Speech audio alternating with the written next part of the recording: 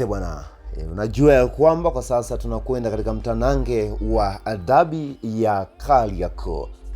Kama tunavyojua ya kwamba kwenye kila dabi ya Kariakoo, kabla ya dabi na baada ya dabi, mambo mengi huwa yanaendelea kuibuka, mashabiki huja na yao, na siku hii ya leo ama kipindi hiki kabla ya dabi tayari tumeshaweza kuanza kushuhudia vuta ni kuvute baina ya wasemaji wa kikosi cha Simba na Young Africans.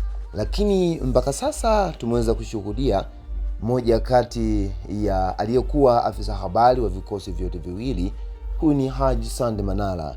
Yeye kaingia kati ugomvi kati ya Ally Kamwe na klabu ya Simba Sport Club. Simba Sport Club wao wanaendelea kusema ya kwamba hawatamani kuweza kushuhudia mchezo wa dabi wa Kariakoo ukiweza kupigwa katika visiwa vya Zanzibar, huku afisa habari wa kikosi cha Young Africans Ally Kamwe yeye akiendelea kusema ya kwamba mchezo huo utapigwa katika visiwa vya Zanzibar katika dimba la Amani Stadium.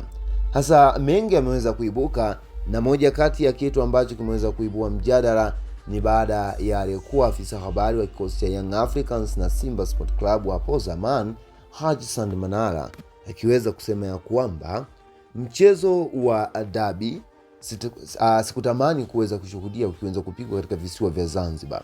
Bwana, kikosi cha Young Africans hasa kupitia msemaji wa kikosi cha Young Ally Kamwe ameweza kukurupuka kwa hili, hivyo niweze kusema ya kwamba mchezo huo unakwenda kupoteza mvuto kati ya kufuatiliwa na mashabiki mbalimbali.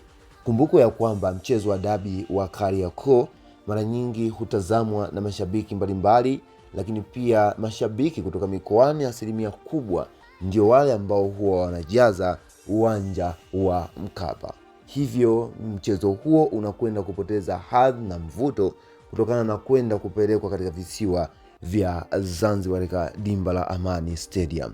Maneno hayo ya Haji Sande Manara yameweza kuibua mgogoro mzito na kuweza kusema ya kwamba Haji Sande Manara bila shaka ameanza kujionyesha utofauti wake, na dhahiri sasa anatamani kuweza kurejea katika kikosi cha Simba Sport Club.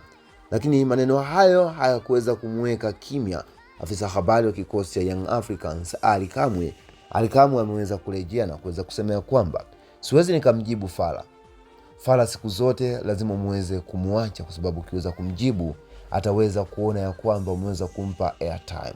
Hivyo Ally Kamwe ameweza kusema ya kwamba kwa sasa fokasi yetu ni kuweza kuendelea na mapambano na maandalizi ya dabi ya Kariakoo katika siku ya tarehe 1. Baada ya dabi, wote walioweza kuingilia msimamo wangu nitaweza kuwajibu. Nitaanza na Haji Sande Manara, nitamfuata Ahmed Ally.